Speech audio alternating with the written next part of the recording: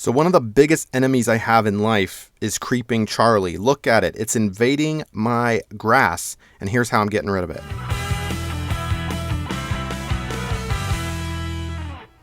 So I must admit I've been negligent for my backyard here for a couple of seasons. I've got Creeping Charlie. This is what it looks like. It's got this little flower. And I'm not a huge lawn guy. I like to think I am, but my lawn always looks kind of patchy. I've got some terrible grass seed happening. But enough's enough. This season I'm trying to take down Charlie one-on-one, mano-a-mano. And here is what I'm using. I've got two different products, and I'm hitting it with this first. And I'll put links down in the description below. By the way, click that like button. Don't forget to subscribe to the channel, do lots of home projects, and share this with somebody. So I've got this little sprayer here, and I'm just reading the instructions, and I'm mixing it appropriately using my little wand. And I am spraying this and sitting back and relaxing. So one application of this, and then about 2 days later, I did another application. Just a light spraying around the perimeter of the flower of the Creeping Charlie and the weed. So this was kind of my area. And you can see after the second application, so I'm about 4 days in, we've got things starting to wilt over. I would say about 3 days in, actually, it started to kind of look like this after my second application. And you can see my perimeter is pretty clear. This is where it's encroaching. It's on its knees crawling through like an enemy combatant. It's also come up to my front yard a little bit here. But you can definitely see that the first and second application of this generic, here's the live stuff in my neighbor's yard that looks pretty good. So we've got a compare and contrast visual here. And it's definitely starting to yellow a little bit and wilt a little bit in color. There's another view for you. So we're getting closer, but it looks pretty healthy still, doesn't it?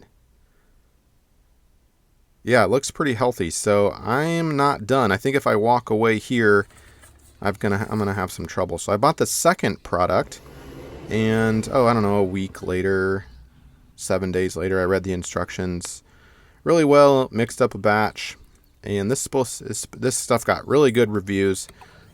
Who knows what's in it? Whatever it does, for broadleaf, Creeping Charlie weed control. And I gave it another hit. 2 applications again with this, spaced out every couple of days.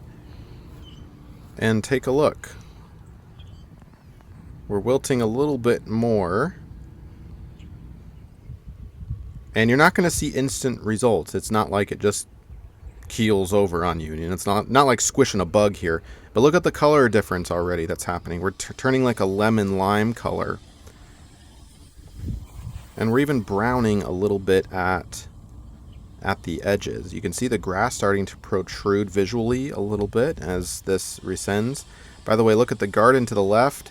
I may have accidentally sprayed a little bit in the garden, but for the most part, I didn't. So don't spray in gardens, right? You don't want this stuff coming through your roots, and you don't want to ingest this. But yeah, it's definitely looking sickly. Now I'm gonna give this a trim with my weed eater. I'm gonna cut this down. We're gonna look underneath at the root system a little bit, because maybe things are a little worse off underneath. So there's some blackage happening on some. He must have got a direct hit.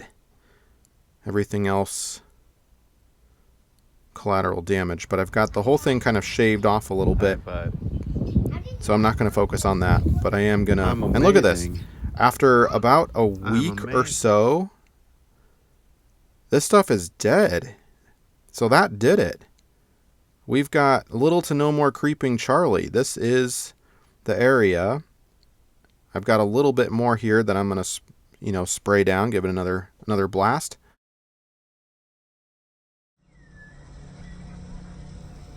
But hey, this stuff really works. Here we are several weeks later.